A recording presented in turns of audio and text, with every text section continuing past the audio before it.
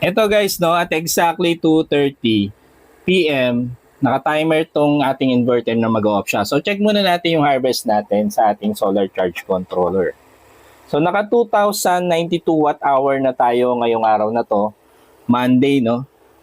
Magandang pangitain sa simula ng ating weekend, no. At check na naman natin yung ating mga external charger, no. So mapapansin natin dito na hindi na nag-charge yung facture dito sa ating lithium ion phosphate battery.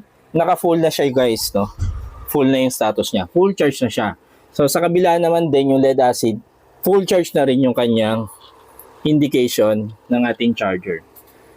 So bago mag-off yung ating inverter, so naka-full charge na yung ating mga external charger, no. Yung ating mga 12 volts battery, full charge na siya.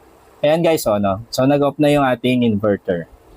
So ang tanging load na lang natin ngayon is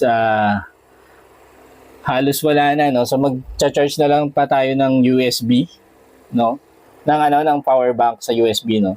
So ngayon hindi to na full charge. Ito na full charge, so ang alam ko. Na full charge na yung isa, pero ito hindi siya na full charge. So ito na lang yung last nating i-charge.